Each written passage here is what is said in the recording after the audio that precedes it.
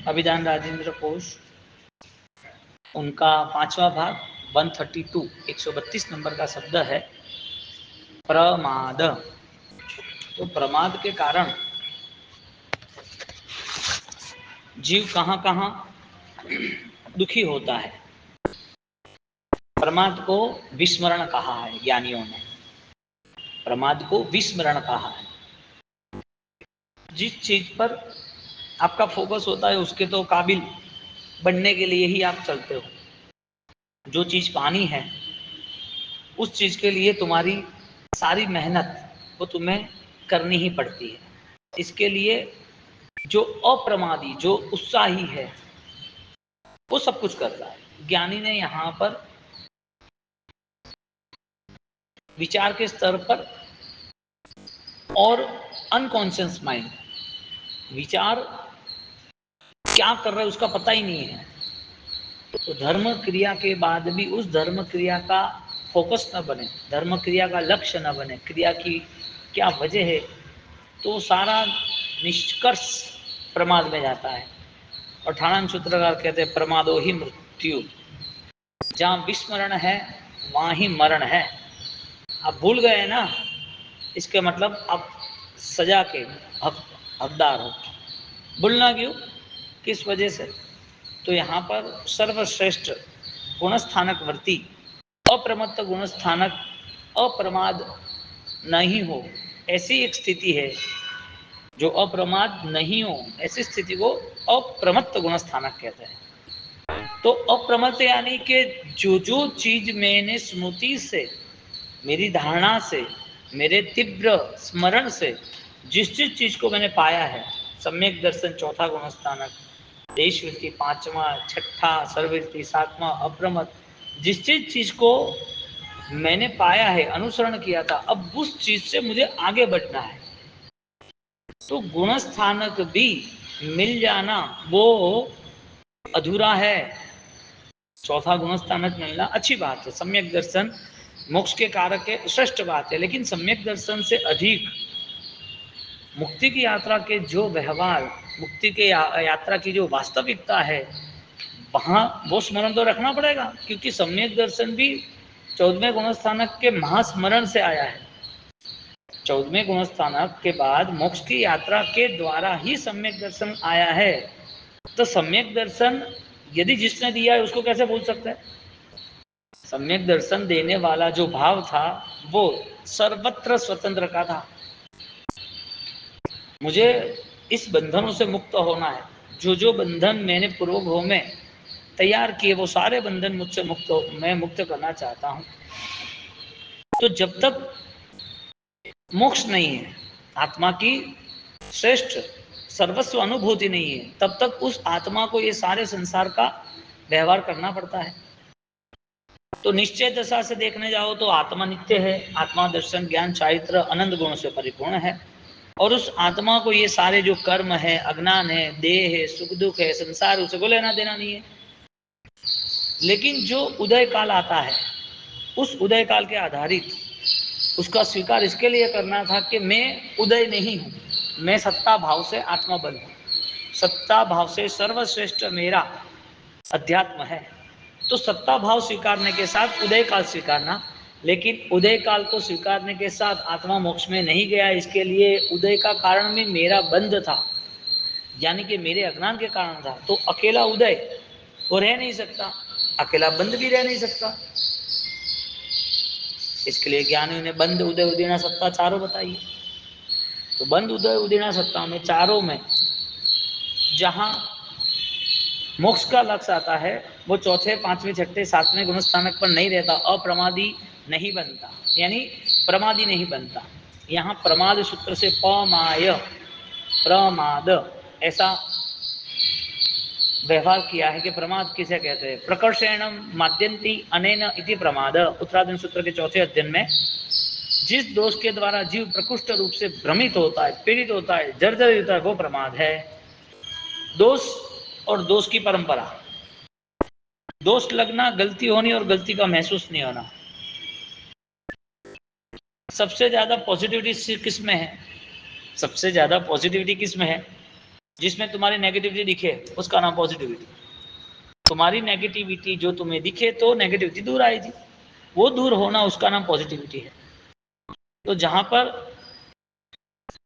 प्रकर्षण माध्यंती अनेन, जिस दोष में हम बार बार प्रयाण करते हैं, जिस दोष का सेवन करते हैं, क्योंकि दोष भ्रमित करके होता है, इसके लिए वो प्रमाद कहा। अब जहां हम कदम रखे और उस कदम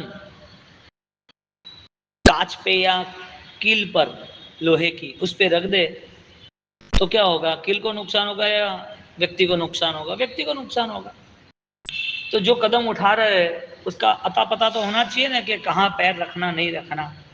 तो जीवन में जो दोषों का सेवन हो रहा है, मनोगत अध्यात्मगत हम सोच नहीं सकते हैं, तो वहां पर सारी कंडीशन प्रमाद की कहते हैं। बोलो, अब जो लोग क्रिया के नाम पर अपनी आत्मा के साथ अवंचकता होनी चाहिए, इसकी जगह वंचकता, अपनी आत्मा को माया के साथ जोड़ देता है। उसको संतोष हो जाता है कि मैंने सद अनुष्ठान किए। ज्ञानी भगवान कहते हैं कि अनुष्ठान भी विपरीत होते हैं, विष अनुष्ठान गरल अनुष्ठान। अनुष्ठान के भेद किए हैं तुम्हारे मानसिकता के कारण। तो जहां पर प्रमाद वहां पर मृत्यु, जहां पर प्रमाद वहां पर अध्यात्म नहीं हो सकता। प्रमादतायाम स्थानांक सूत्र में जो मानव को स्वयं को कर्तव्य से विपरीत करे उसका नाम प्रमाद है। विषय क्रीड़ा अभिसंगवे आचारांक सूत्र में जो 5 इंद्रिय 23 विषय 240 विकारों में जो तीव्र राग द्वेष करना वो भी प्रमाद है। प्रमाद अयत्न 32 द्वात्रिंशिता के 16वें में आत्मा के परम हितकारी तत्व दृष्टि को पाने का प्रयत्न न करना वो भी प्रमाद है। बोलो, अयत्न प्रयत्न नहीं करना, तो फिर जो हो रहा है उसे प्रयत्न नहीं कहेंगे? तो प्रयत्न तो कहेंगे, लेकिन वो प्रयत्न तत्व दृष्टि का नहीं है। जो अध्यात्म दृष्टि थी उसका विस्मरण होके सब हो रहा है ना। इसके लिए अयत्न अप्रमाद, अयत्न यानी प्रमाद कहते हैं, जो प्रयत्न नहीं करता है, अपने पुरुषार्थ को कमजोर बना देता है। अपनी जो भी परिस्थिति है उसे समझने की उसके पास तैयारी ही नहीं है। बदलाव लाने की तैयारी होती तो आज एक रिजल्ट मिलता है, आज कुछ परिवर्तन। बदलाव भी नहीं लाना तो पत्थर भी अपने आप तो बढ़ता रहता है, पहाड़ बन जाता है। पत्थर भी अपने आप जमीन पर कहीं ना कहीं अपना रूप ले लेता है। एक इंद्रिय जीव है, उसके अंदर मूवमेंट होती है पत्थर में भी, तो पत्थर अपने आप पहाड़ बन जाता है। पत्थर के आसपास सारे जो पेड़ पौधे अपने आप बन जाते हैं। लेकिन उस पत्थर को तराशा जाए तो वो पत्थर दूसरे काम में लगता है, चाहे कंस्ट्रक्शन हो, चाहे मूर्ति बनाने हो, कि चाहे कोई दूसरा बड़ी नाव, क्या बोलते हैं, बड़ा डैम बनाने के लिए हो, पानी संग्रह करने के लिए, कुआं बनाने के लिए। पत्थर वही है, लेकिन पहाड़ का पत्थर काम कैसे लगेगा? उसके ऊपर कुछ ना कुछ प्रयत्न हुआ होगा। तो पत्थर के ऊपर भी प्रयत्न होता है, तो पत्थर जैसा पत्थर भी एक नया आकार ले सकता है। यानी कहते हैं कि प्रमाद से जीव यदि पुरुषार्थ नहीं करता है तो पत्थर से भी गया गुजरा है। पुरुषार्थ कौन सा करना है? कि जितना मेरा श्रेष्ठ अवसर है, यानी कि मानव जीवन, जितना मेरा श्रेष्ठ उपादान है, यानी कि धर्म अध्यात्म का, जितना श्रेष्ठ मेरा आत्मा का बल है, यानी कि गुण दर्शन ज्ञान चारित्र के, और जितना श्रेष्ठ मेरा काल है अनंत काल की अपेक्षा से मोक्ष में रहने की, वो सब मुझे पाना है। श्रेष्ठ मानव जीवन, श्रेष्ठ समझदारी, श्रेष्ठ पुरुषार्थ और श्रेष्ठ गुणों में रहने के लिए अनंत समय मुझे जाना है, ऐसा एक लक्ष्य। ऐसी स्थिति को स्वीकारना, यानी कि अयत्न को दूर करना। प्रमाद ये यत्न से प्रमाद कहते, पुरुषार्थ न करना। इसका मतलब सही पुरुषार्थ वो अप्रमाद, छूट जाए प्रमादी। लब्ध्वा वैराग्यम भ्रष्ट योग प्रमाद भूय भूय संस्कृतो भ्रमम भ्रमंती भ्रमंती। वैराग्य के साथ, साधनाओं के साथ जब जीव आगे बढ़ता है तो कभी कभी उस साधनाओं से वो गिर जाता है। आराधना करने के बाद सबसे बड़ी चैलेंज ये है कि उसी आराधना में तुम स्थिर रहो। आराधना करनी वो प्रारंभिक जरूरी थी, आराधना धीरे धीरे समझ समझ कर स्थिर होना जरूरी था। अब जिस लेवल पर तुम आ गए हो, आराधना का जो स्थिरीकरण प्लेटफॉर्म है, उस स्थिरीकरण पर रहना जरूरी था। इसके लिए धर्म के बाद धर्म को स्थिर करना वो सबसे बड़ी निर्जरा है। धर्म करते वक्त अल्प निद्रा हो सकती है, लेकिन लगातार धर्म करना वो अपूर्व निर्जरा है। क्योंकि धर्म करने के बाद ही चैलेंज आती है, धर्म नहीं करे उसके पास कोई चैलेंज ही नहीं है। तुमने धर्म जब किया तब बड़ी चैलेंज नहीं थी, नॉर्मल था। लेकिन अब मन को सजग रहना है, मन को सजग रहना कि मुझे कसाई नहीं करना, मुझे मिथ्या भावों में नहीं जाना है, मेरे द्वारा विराधक भाव ज़्यादा ना बढ़े, कठोरता ना बढ़े। तो ये सारी चीज़ें जब धर्म क्रिया करते थे ना तब अच्छी लगती थी। धर्म क्रिया के नाम पर हमें आनंद आता था, लेकिन धर्म क्रिया भी छूट गई उसकी वजह के वो धर्म का स्मरण नहीं रहा। धर्म के शुभ भावों का, धर्म के शुभ अनुबंधों का स्मरण नहीं रहा, इसके लिए वो धर्म पतित यानी के पलायन समाप्त हो गया। तो धर्म क्रिया भी यदि कंट्रोल में रहती है तो वे धर्म के भावों से रहती है। धर्म क्रिया भी बलवान बनती है तो धर्म के भावों से बनती है। धर्म क्रिया में भी स्थिरीकरण आता है तो वो निश्चय की दशा से आता है। तो जिसका निश्चय धर्म बोध बलवान है उसके लिए सब क्रिया आसान है। क्रिया शायद कम ज्यादा हो तो भी उसके भाव में कभी कमी नहीं होती। जिस पेड़ पौधे पर पंछी बैठते हैं उसका विश्वास है कि डाली नहीं गिरेगी, तो उनको तो कहीं पर भी बैठना था, वो पत्ते पर भी बैठते तो पत्ता तो गिर जाता है, वो गिर जाते। नाजुक कोई भी जगह पर बैठते तो भी गिर जाते, लेकिन नहीं, उसकी चॉइस क्या थी, अच्छी सी ब्रांचेस यानी कि जो शाखा है वो। तो पेड़ पौधे जो पेड़ है उसकी शाखा पे उसको विश्वास है, तो बैठना जरूरी नहीं था, जहां मजबूत है वहां बैठना जरूरी था। तो धर्म क्रिया यानी कि बैठना, और धर्म क्रिया का भाव वो शाखा है। धर्म क्रिया जो है वो चेंज हो सकती है, लेकिन धर्म के जो अनुबंध है, भाव है, वो पाने के बाद, वो मिलने के बाद उसको चेंज ना आए यानी कि बुद्धि हो, गिरे नहीं, वो जरूरी था। अब होता क्या है, धर्म क्रिया के भाव के बिना उसे धर्म चाहिए, धर्म क्रिया के भाव के बिना धर्म अनुष्ठान करना है। तो धर्म की सोच के बिना धर्म अनुष्ठान किया, इसका मतलब प्रमाद के साथ किया हुआ सारा आचरण उसे तुरंत ही धर्म से दूर कर देता है, धर्म भाव से दूर कर देता है।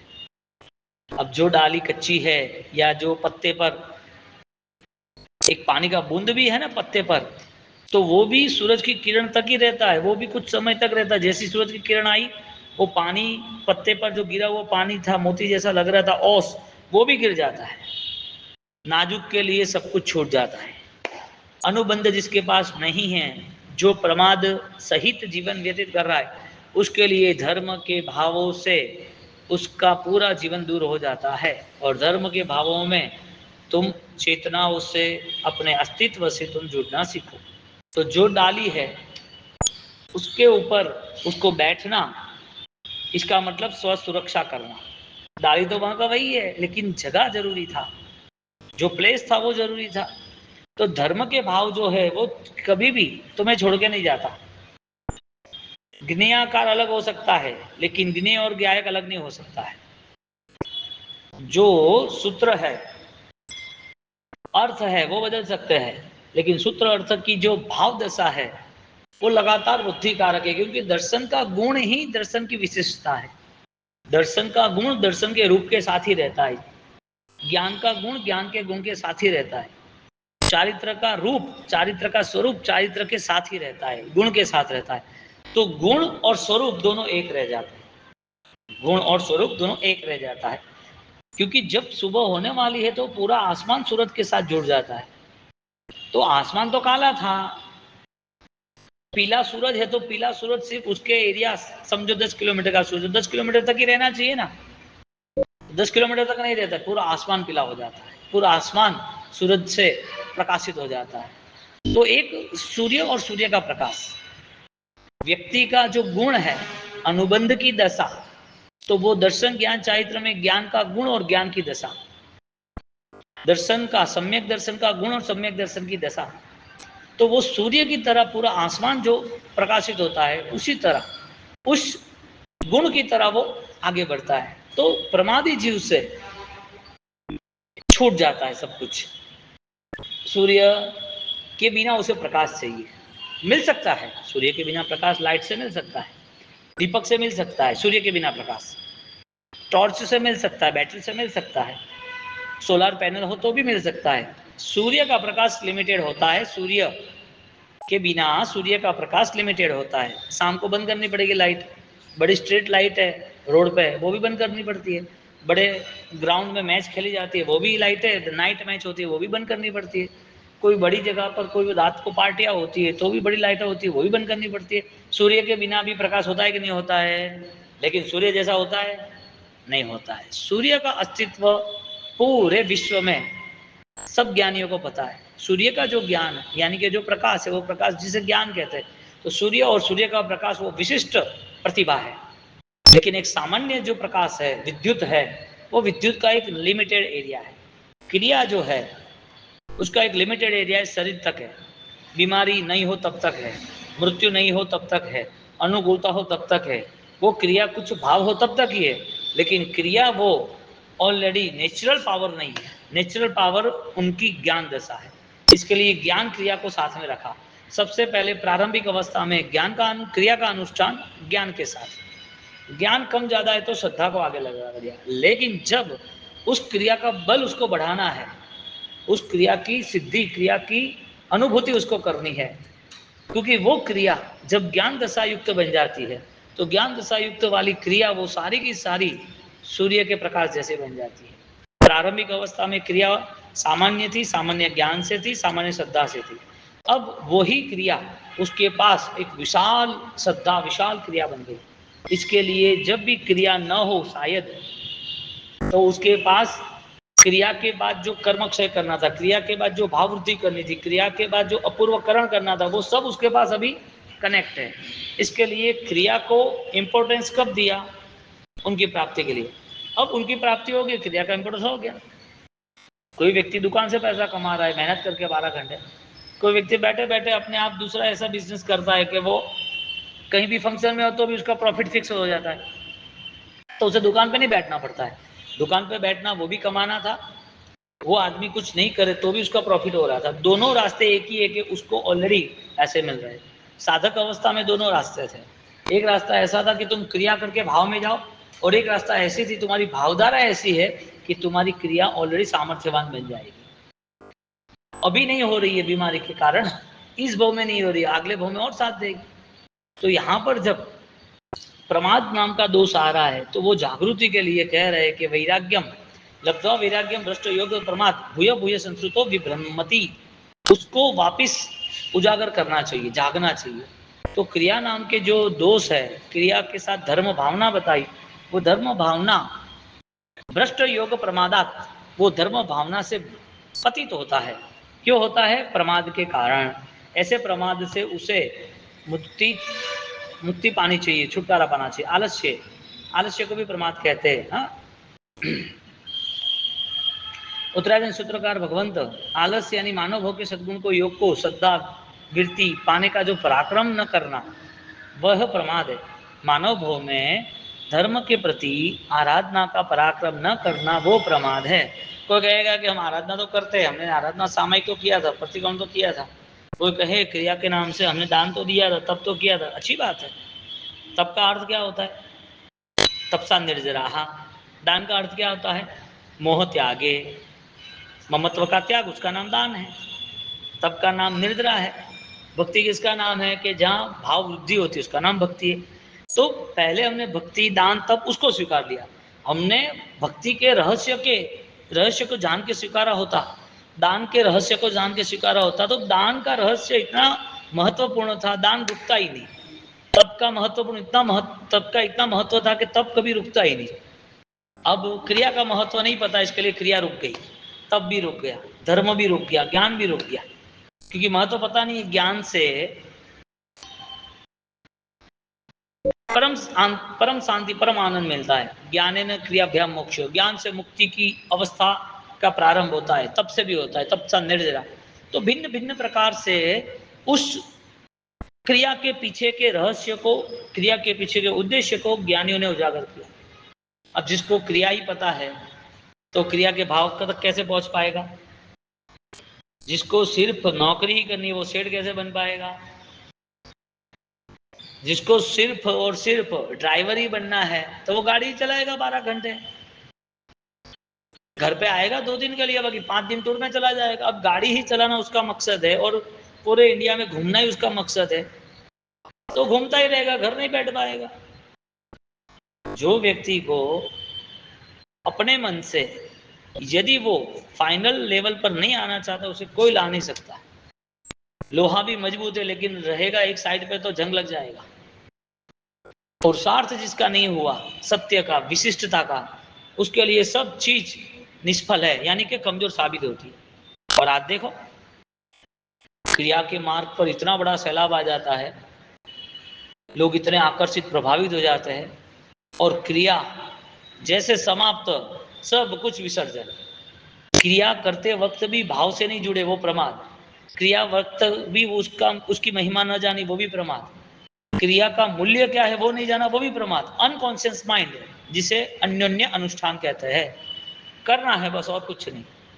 करना क्यों है, रीजन क्या है, उसके प्रति न जानना, वो प्रमाद है। कोई व्यक्ति को पूछोगे तू दवाई क्यों ले रहा है, तो दवाई मुझे लेनी है। दवाई लेता क्यों वो तो बता, तो उसके पास रीजन है कि भाई मैं बहुत बीमार हूँ, मुझे ठीक नहीं लग रहा है, इसके मुझे दवाई लूंगा तो ही अच्छा होगा। खाना खा रहा है क्यों खा रहा है, शादी में जा रहा है क्यों जा रहा है, बच्चे को अच्छी स्कूल में भेजा है क्यों भेजा है, ये सबके पीछे कोई ना कोई रीजन है। इसी तरह प्रमाद को समाप्त करने के लिए ज्ञानी कहते हैं क्रिया क्यों की, भक्ति क्यों की, दान क्यों किया, तप क्यों किया, जवाब दो। ठीक है, जवाब बस करते थे तो करते रहते। अरे करते थे करते रहते, तो संसार में तो ऐसा नहीं करते। तुम जनरल स्कूल में भेज दो अपने बेटे को, सरकारी स्कूलों में पढ़ाई के लिए भेज दो, वहाँ एजुकेशन सही नहीं है, वहाँ कल्चर सही नहीं, आपको पता है, अच्छे स्कूल में भेजना पड़ेगा। अब कोई भी बिजनेस स्टार्ट कर दो, कमाना ही है ना, नहीं, ऐसा बिजनेस स्टार्ट करना जिसमें आराधना भी हो, जिसमें शांति भी हो, जिसमें विराधना कम हो, पाप कम लगे। इसके लिए वो चॉइस करता है कि मुझे ये बिजनेस करना। वरना लोग बोलेगा कि तू ये माछी मार का बिजनेस स्टार्ट कर दे, कौन मना कर रहा है, तुझे बहुत पैसा मिलेगा, 90% सब्सिडी मिलेगी, ले मच्छी मार का धंधा स्टार्ट कर दे। क्यों नहीं करते? नहीं, पैसा कितना भी मिले, ये तो इन जीवों को तड़प के देखते मुझे दुख हो रहा है, नहीं करना है बिजनेस। क्यों? विवेक आया। जैसे संसार में हर चीज के पीछे विवेक है, तो ही वो व्यक्ति संसार में अच्छी तरह शांति से जवाबदारी निभा सकता है। इसी तरह धर्म अवस्थाओं में वो यदि धर्म के पीछे धर्म की सामर्थ्यता पता चले, उस क्रिया की सामर्थ्यता पता चले, तो उस क्रिया का निर्वाहक वो अखंडित बनता है। क्रिया को अच्छी तरह वो प्रिपरेशन के साथ क्रिया को ऑलरेडी प्रोग्रेसिव बना देता है। क्रिया कैसे बलवान बनेगी?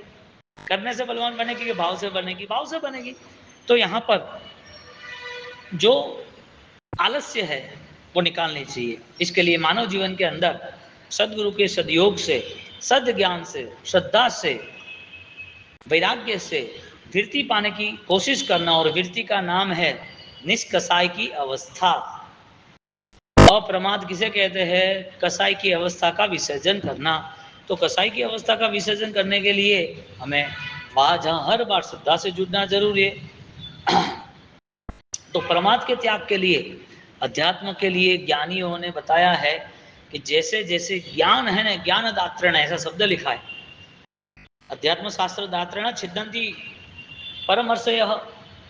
जो एक किसान अपनी फसल को कैसे निकालता है, तो उसके पीस इसके पास शस्त्र है, वो अपने दात्र यानी कि उसके पास जो शास्त्र है, साधन है, उससे वो काटता जाता है। इसी तरह ज्ञान है ना, वो कर्मों को खत्म करने का साधन है, श्रद्धा जिसे कहते हैं।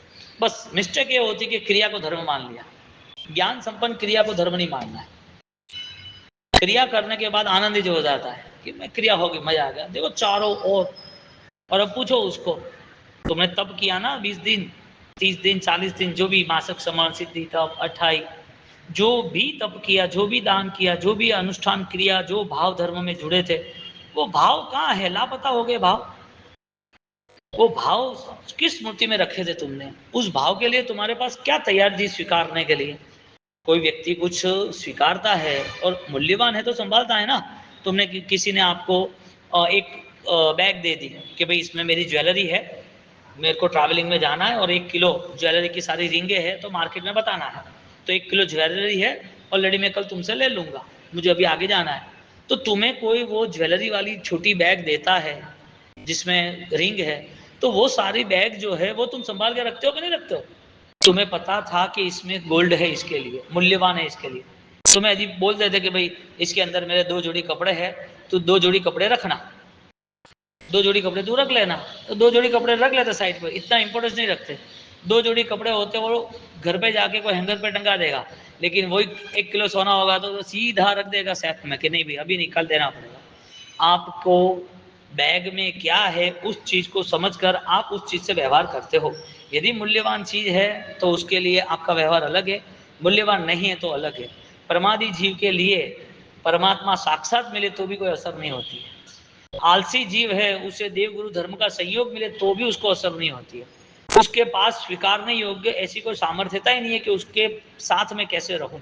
और एक जीव जिसका मूल्य कर सकता है, मेरे देव गुरु धर्म, मेरी अनुष्ठान इतनी कठिनाइयों के बाद मेरी तपस्या हुई थी, इतना इकट्ठा करने के बाद मैंने दान दिया था, इतने भाव धर्म की प्राप्ति हुई, तब परमात्मा के सामने पश्चाताप के आंसू आए थे, अब वापिस मैं उस श्रद्धा से दूर क्यों रहूं, और दूर हुआ हूं तो ऐसी चीजों को भी अब मैं दूर कर दूं कि जो मुझे दूर करता है। मुझे ऑपरेशन को कराना पड़ेगा ना ठीक होने के लिए, तो ज्ञानी कहते कि वो मिथ्या भावों का उस टाइम जो आपने बदलाव लाया था, वापिस उस मिथ्या भाव से मुक्त होने का पुरुषार्थ अप्रमत्त अवस्था का स्वीकार है, निर्माण है। प्रमत्ततायाम प्रमत्ततायाम सदुपयोग अभाव है। सदुपयोग जो है सद समय, अच्छा समय, अच्छा कर्म, अच्छी अवस्था और अच्छे भाव, उसका उपयोग नहीं होता है। आज कोई बोल दे अच्छा समय है तुम्हारा, अच्छी अवस्था है कि ये शरीर अच्छा है, अच्छे भाव कर सके ऐसा मन भी है, मन के साथ अच्छी चीज समझ सके ऐसे विचार भी है, ये सब अच्छा होने के बावजूद भी अभी नहीं कर सकते। तो अभी किसी को बोल दिया कि तुम्हें सबके पास पैर झुक के माफी मांगना, सबके पास वो माफी में आंसू होने चाहिए, और सिर वहां तक झुकाना तू जब तक वो तेरे सिर पे हाथ रख के वो तुझे खड़ा नहीं करे, तब तक तुझे वो खड़ा है, उसके चरणों में बैठना है, तुझे आंसू आने चाहिए, और तुझे वो जब तक एक्सेप्ट नहीं करे तब तक तुझे सिर खड़ा नहीं करना है। तो ऐसा ऐसा तो मिच्छामिदुक्कड़म कैसे होता है। तो वो मिच्छामिदुक्कड़म नहीं आलेगा ना, नहीं देगा ना, तो तू वहां बैठा रहे, तेरे परिवार को मार डालेंगे। देगा कि नहीं देगा? कितनी देर देगा? 1 घंटा, सब कुछ करेगा। मिच्छामिदुक्कड़म देने का अर्थ ये है कि आपके पास, यानी कि प्रमाद को खत्म करने का अर्थ ही इतना है कि आपके पास जो बेस्ट है ना उसका रिजल्ट बेस्ट लाने की तैयारी करो। बेस्ट नहीं है तो छोड़ दो ना, कचरे से तो कोई कचरा कचरा जो है उसको उठा के तो कोई ज्वेलरी के शोरूम में थोड़ी रख देगा, सोना ही रखेगा। एक कूड़ा कचरा पड़ा है उसको कोई घर में थोड़ी रखेगा, कचरा निकालने के लिए होता है। तुम्हारे पास श्रेष्ठ है तो करो, नहीं है तो ठीक है, कोई बात नहीं। तुम्हारे पास कुछ श्रेष्ठ नहीं तो छोड़ दो। यहाँ पर सदुपयोग अभाव है, स्थानांक सूत्र में अध्ययन में कहते हैं कि सदुपयोग, सद्भाव, उसका उपयोग नहीं होता।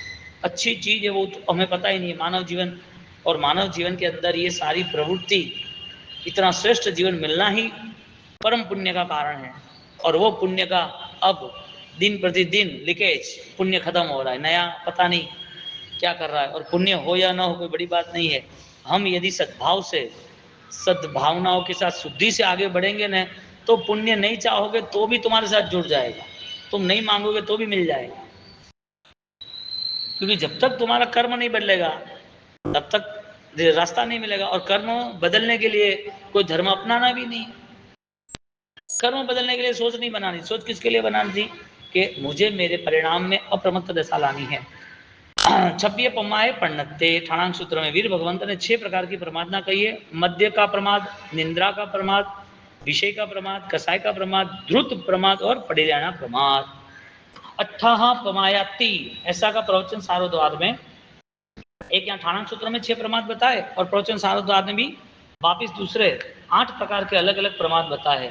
अन्नाणम अन्नाणम संसो मिच्छनाणम रोगो दोषो सहित भमो सहित भंसो धम्मीय अणगारो जोगाणम दुप्पिहाणम, ऐसे 8 अलग अलग प्रमाद बताए। ऐसे ही वापिस पुत्रादीन सूत्रों में यह प्रमाद्यंती प्रमादम करोति श का पुरुष दुर्लभ ऐसे मानव जीवन मिलने के बाद जो आदमी प्रमाद करता है यानी कि आलस करता है, सही समझ नहीं है, उसके जीवन में क्या आशा रख सकते हैं।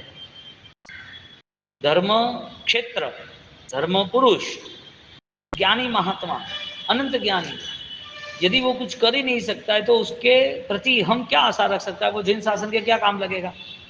चलो वो धर्म क्रिया में क्या काम लगेगा, चलो वो भी छोड़ो, वो शासन के लिए क्या काम करेगा, वो भी छोड़ो, वो अपनी आत्मा के लिए कुछ नहीं कर सकता तो इतना तो कर सकता है, वो भी नहीं कर सकता है तो उसका कोई उत्तरदायित्व नहीं है, कोई रिजल्ट नहीं है,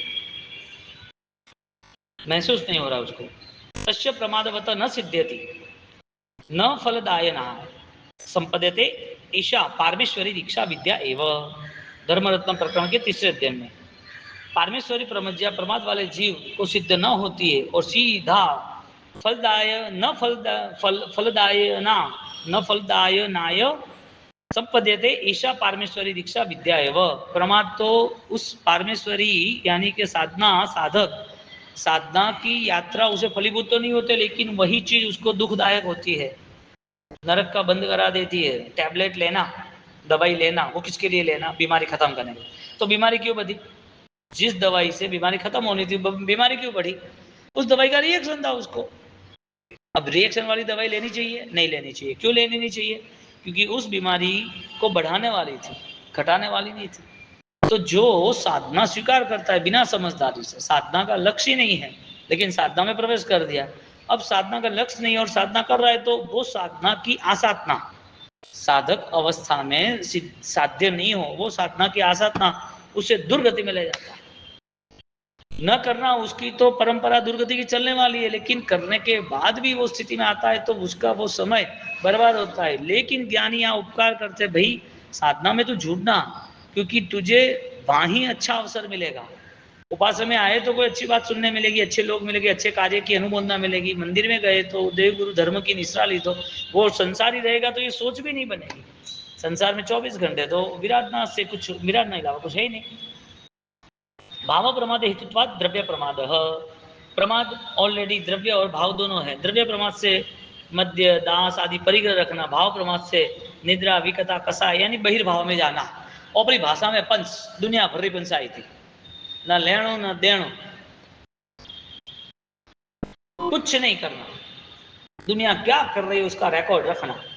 दुनिया भर का कचरा कौन उठाता है, घर वाला नहीं उठाता है। बीएमसी यानी बॉम्बे म्यूनिसिपल कॉर्पोरेशन, ये चेन्नई म्यूनिसिपल कॉर्पोरेशन सीएमसी, कचरा उठाने का काम किसका है, घर वालों का है।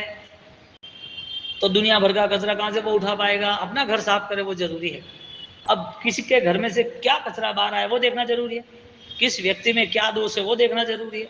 अब किसी की कोई गलती हो गई या कोई व्यक्ति ने कुछ गलत बोल दिया, वो भी चीज उसके दिमाग में से बाहर नहीं निकलती। और न लेना न देना, कुछ लेना देना नहीं है, फिर भी उसके साथ ये पूरी दुनिया चलती है, पूरा झुंड का झुंड चलता रहता है।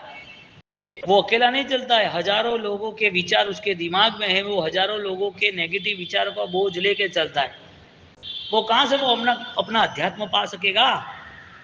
दादा गुरुदेव रायन जी महाराज ने ऐसे लोगों को जो अपने आंतरिक बल को विकसित नहीं करते, हाँ, जो द्रव्य प्रमाद में रहते, निंदा ईर्षा वगैरह भाव प्रमाद में रहते हैं, वो उनको तो ऑलरेडी है ना नमक की उपना दे दी।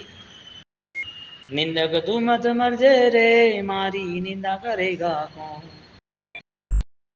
निंदक ने ढोरा खरीदो रे, आंगन कोट चढ़ाए, बिन पानी बिन साबु मेरो कर्म मैल कट जाए। प्रमादे निष्ठे प्रमादेन प्रत्युपेक्षणाम स्थान सूत्रम प्रत्युपेक्षणायाम, प्रमाद प्रतिरेखना आदि क्रिया करना वो भी प्रमाद है। जिस तरह भगवान ने जो आज्ञा बताई उस आज्ञा से चलना चाहिए और आज्ञा का भावार्थ पूर्णता तक पहुंचना चाहिए। प्रमाद लक्षण कारण है, प्रमाद की उत्पत्ति का कारण प्रत्यय यानी कि मिथ्या मिथ्यात्व है। मध्य विषय का आदि के सूत्र कुतांग अलग अलग स्टेटमेंट दिए हैं, सारे विषय कसाय ममत्व, अज्ञान, निंदा, ईर्ष्या, वो सब उसका संग करना, वो भी प्रमाद। आप बोलोगे ये व्यक्ति अच्छा नहीं है, लेकिन क्या करे, खड़ा रहना पड़ता है। नहीं खड़ा रहना क्या फर्क पड़ता है? आपको पता ही है कि उसका ऑलरेडी मन कीचड़ वाला ही है। वो बाहर से अच्छा दिख रहा है, बाकी बदबू लेके नहीं बैठ रहा है, बदबू तो लेके बैठा है। तो ऐसे का प्रमाद का संग भी नहीं करना। मध्य विषय के आदि के मना कर रहा है कि उसका संग भी तुम्हें खत्म करेगा। प्रमाद प्रतिपात के सूत्र, आचार्य सूत्र के पहले सूत्र के छठे अध्ययन में 23वीं गाथा में, प्रमाद को नाश करने वाले सूत्र के बोध से हमें हमारा पराक्रम विशिष्ट बनाकर, प्रमाद के सूत्र को समझकर, इस प्रमाद के सूत्र से क्या नुकसान है समझकर, विशिष्ट बोध बनाकर प्रमाद से मुक्त होना, वो परम साधना है।